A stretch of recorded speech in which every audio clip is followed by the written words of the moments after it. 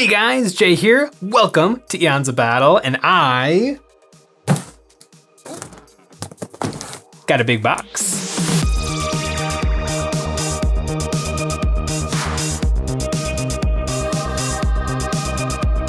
Inside of this box are two very cool things.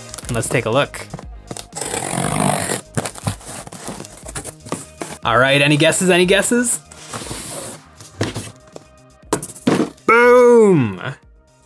And there's one more really cool thing in here, but we'll take a look at that a little later. This is Conquest First Blood Part 2. They drew first blood. Anybody remember Rambo?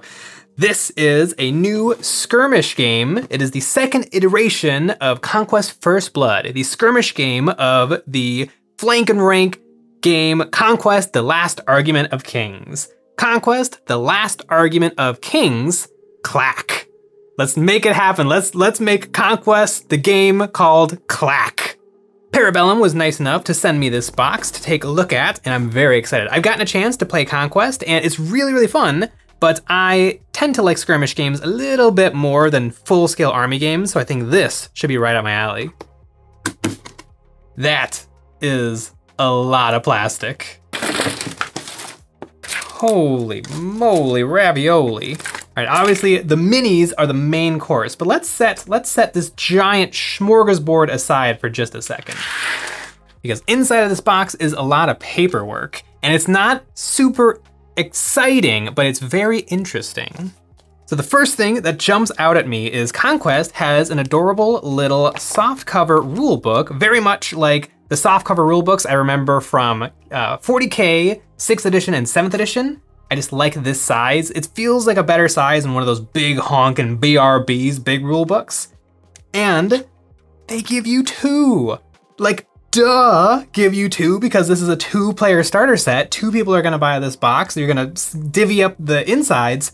2 of these books. It's brilliant. And I don't understand why this has never happened before. To my knowledge, I don't know of any war games giving 2 copies of the rule book. But obviously, like, I am always the Warhammer DM. I read all the rules, I learn everything, I'm the owner of all the books, I read all the rules, I learn all the rules, I explain it to all the people, and so I am the keeper of all the tomes. But if I can just be like, here, read this, that's great. I have actually, I'm cheating a little bit, maybe I looked at a little bit of this stuff beforehand, but I did give a quick read, and it's pretty good. It's about 100 pages, and it's 100 pages of rules. Now, you could condense this a lot, like 100 pages of rules that get into every single nitty gritty and way to play, but it's dense, you know. Plan to sit down for an evening before you give this a read. Although the quick start guide is excellent. Ooh, but before we get to the quick start guide, so these 2 little things, these look like something you just throw away, right? Obviously, but you want to give them a quick look before you throw them away, because another thing that Conquest has done really well that I've opened and tried out other games that did not do as well is, inside of these is instructions on what to build. Again, the most obvious thing in the world, but there's been so many games where I open it up and I got all the minis and I read the rules, and then I have to like go on Reddit or something and be like, what army lists should I build if I bought this box? Like, I want to put all my models together. What should I build? The magician? Should I build the archers? Should I build the spearmen? This tells you exactly what to build. 1 Exarch, 6 Legionaries, 6 Praetors, 6 Kiros, 6 Morai. Perfect. I don't need to think, I don't need to look at anything, I don't need to know anything, which is really important because you don't know anything until you know it. And so this just giving you the obvious information is perfect. One of these is for the old Dominion player, and then one of these is for the Orc player, the Wardrun. Good old-fashioned instructions. The instructions are fine. But really, this is the Conquest First Blood 2 Start Playing Scenarios. And this is actually really good. Usually, a lot of games just leave it up to the player to figure out, like, okay, somebody read the rules, somebody learn the rules, and then, walk your friends through a game, trying out a shooting phase, trying out a psychic phase. And then once we all feel like we've got the hang of it, we move on to a real game.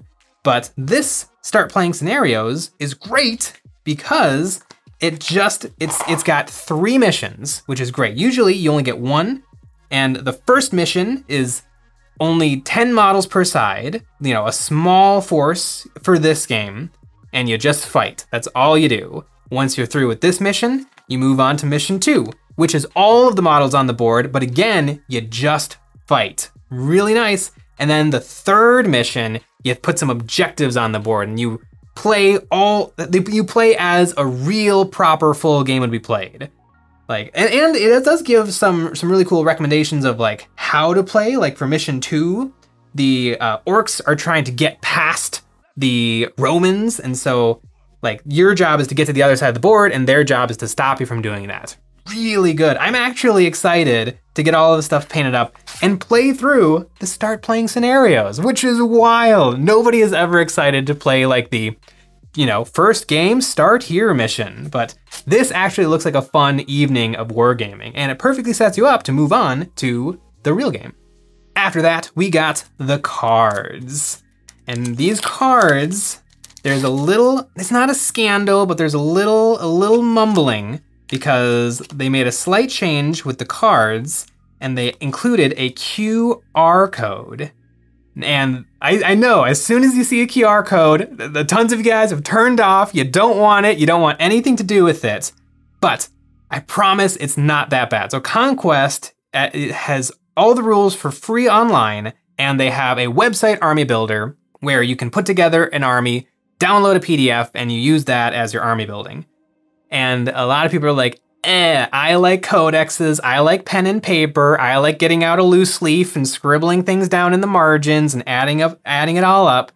But the app is fine. Now, one flaw is these QR codes don't really seem to work yet. I know they're working on a new app that hopefully will function with the QR codes. You're gonna have to use the QR code reader in the app, but you're not ever actually going to use these QR codes. I worry that people see the QR code and they're thinking, all right, I'm in the middle of my game. It's time for me to activate my Blooded, so I gotta get out my cell phone and I gotta burr with the thing and then look at the thing in the middle of playing the game. No, you're never ever gonna use these QR codes. What these QR codes take you to is the stat line for this unit. And the logic behind it is if they just printed the stat line, this card would be useless the second that they change that stat line. And war games are known for not being very well balanced, so being able to change things on the fly is the only real way to fix that. And so not having them printed, but having a QR code means that in theory, this QR code will always take you to the correct rules. But I said that you'll never use that QR code, and that's true, because one of the interesting things about Conquest is during your game, you actually put together your activation deck. So right here, I've got all of the cards for the Old Dominion. And what I would do is, I've got my Praetorians, my Legionaries, my Exarch, my Caras, and my Morai. I want my Exarch to activate first, followed by the little guys, and then I want my big Praetorian guards to go last. So I assemble my deck, I put it face down so that I know what order my units are gonna activate in, but my opponent does not. Can't use those QR codes. And if my opponent is like, hey, I'd really like to know what the Morai do, I can't be like, well, I guess, okay, well, don't look, but let me get out that card and then hand it to you, and then you can use the QR code reader. You would just look at the rules. And all the rules for the core game and all the rules for the factions are available online. I downloaded them all in about 3 minutes, and it's not that much. Each faction only has like 6 pages of rules. So it's not a big deal to find the appropriate rules. But do not worry that you're gonna have to have your iPhone on you all the time playing the game. That QR code is mostly useless. So getting to the good stuff, the bases for the miniatures, they come in 2 components. So you got your classic 28mm bases, but you also have these. All of these models for Conquest First Blood are usable in Conquest, The Last Argument of Kings, or CLAC. Let's get that started, CLAC. So, right now, all you need are these regular old bases. But if you ever want to give the full game a try, you know, put these in a Ziploc baggie, stick them under your bed. And if you want to give the full game a try, you get these back out. And then your bases slot perfectly into these lovely little square movement trays.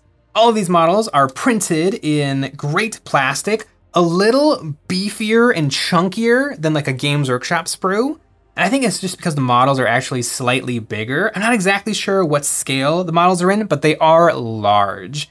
And I actually kind of like that. I've painted some Conquest models before, and the difference in scale makes them feel a little different while you're painting them.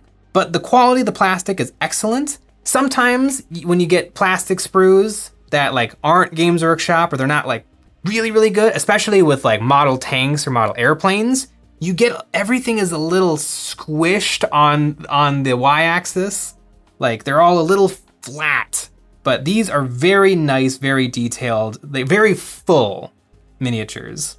Here we got some Praetorians for the Old Dominion faction, which is kind of like zombie Romans. And they actually look really cool. I think that's the faction that I might go with, especially since, you know, they came in this 2-player starter set. I really like their look. They've kind of got these beautiful Roman armor that's like aged and weathered and gritty and covered in verdigris. And they're zombies. I think the word that they use is the not dead. Like they just never ended up dying. So they're still wandering around, but they're not quite alive. But yeah, these models look great. I put some together already and they put together really well. A little plastic glue here and there. Everything is top notch. And holy moly, I mean,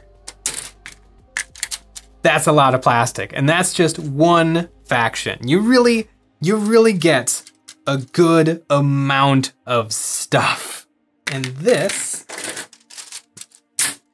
is your orcs. There are 6 factions in this game right now. We've got the old Romans, the orcs, the dwarves, the Norse, the Spire, who are very, very interesting, and the normal knights. The knights of old. And all of these factions have really interesting and deep lore that goes along with them. But in essence, what I've just described are the factions.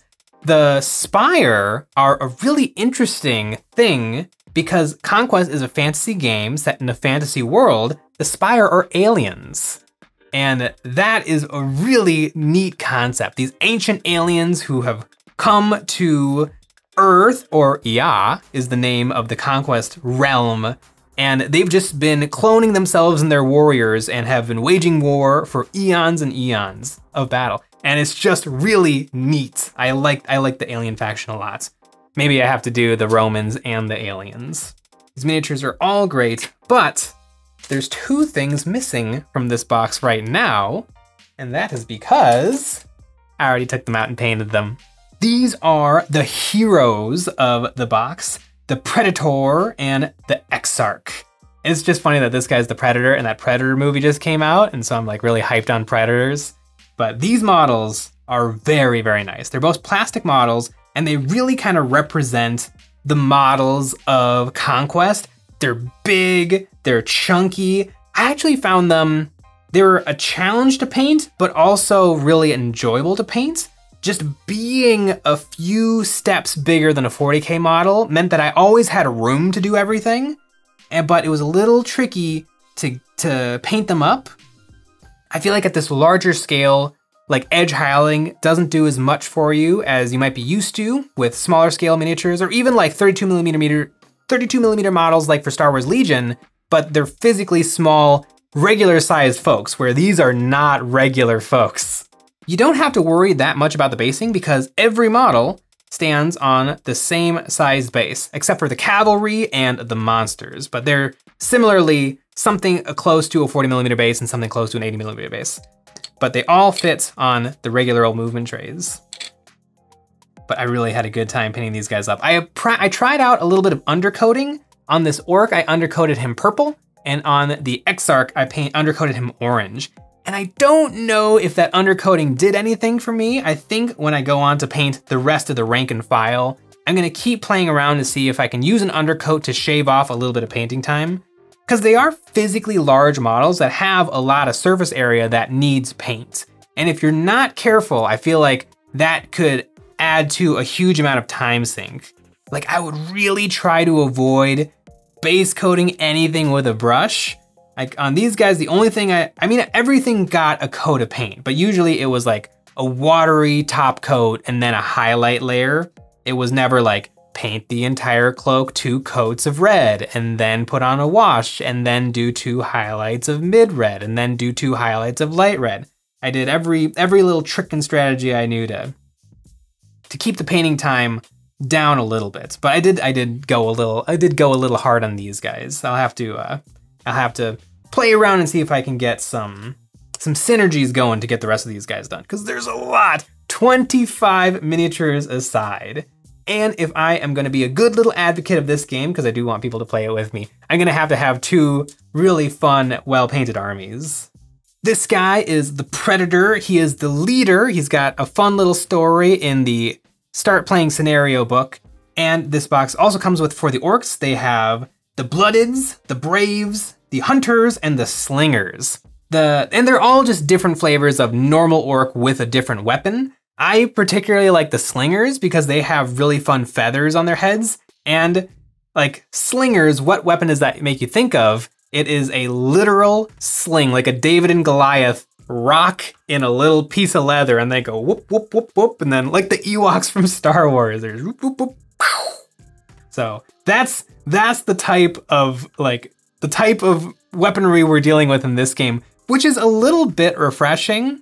Like 40K, every gun is a howitzer or a laser gun. And in Age of Sigmar, kind of every gun is still a howitzer or a laser gun. But here, literally stone swords, iron axes, little, you know, rock on a stick is kind of great.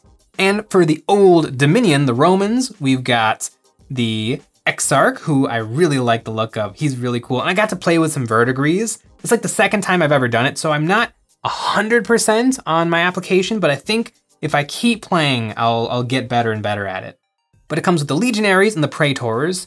You get 12, so for going back to the old orcs, you got 12 Blooded / Braves and 12 Hunters / Slingers. So those kits make 2 different options, and because it's First Blood, you can build them in whatever quantities you want. Although the booklet suggests that you build 6 of each of the 4 types. And similarly with the Old Dominion, they tell you to build 6 of each type. And the Praetors and the Legionaries, normal, cool, undead zombie Roman soldiers, love it. But the Morai and the Caress are kind of neat. I actually looked up the lore on those guys because I didn't quite understand how they fit in with the Roman aesthetic. They just kind of look like ghost zombies, if that makes any sense. Like if a ghost was real, like had a real physical form, a ghost zombie. But so these guys live forever. They're undead, they're zombies, and mortals want the same treatment, but they can't have it. So there's like an evil spell, there's a fire pit burning, and in the last moments of these cultists' lives, they throw themselves on the pyre, and they either become Morai or they become Caress. The Morai are zombie ghosts who are really good at their job.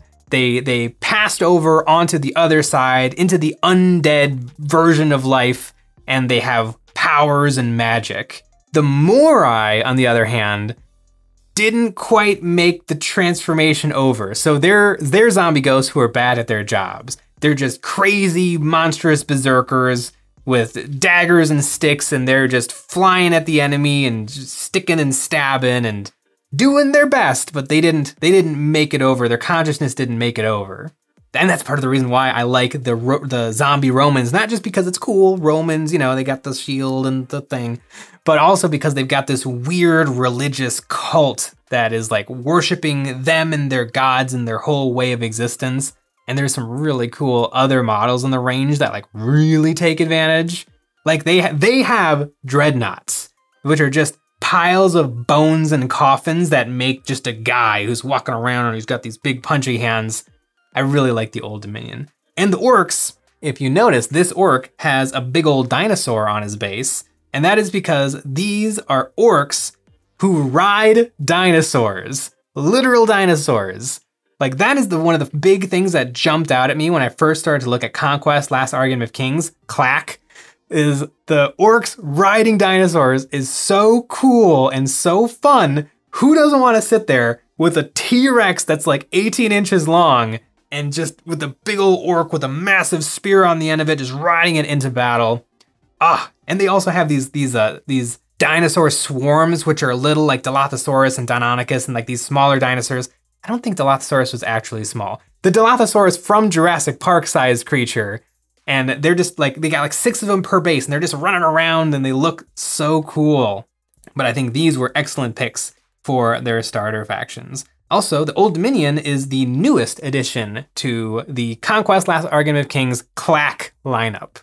This 2-player starter box for Conquest First Blood Part 2 is the most polished wargaming box I think I've ever bought. I think it just outshines the Octeris box for Kill Team. That box rocks. It comes with beautiful terrain, beautiful minis, all the rules you need, almost enough dice. But this just has so much. I mean, it's got, number one, it's got all the rules available for free. It's got the app-based army list building, which works perfectly. I made 2 army lists in like 5 minutes, and that wasn't 5 minutes of monkeying around with the app. That was 5 minutes of just staring at the box, trying to figure out which guys are which so that I could input them into the app. The app took like 30 seconds, downloaded my guys' rules, and I have them on my iPad ready to rock and roll. I'm really excited about the start playing scenarios. I actually feel like those would be fun to play with. So all in all, I am really excited for Conquest First Blood Part 2. But if you recall, this was not the only thing in that big old box.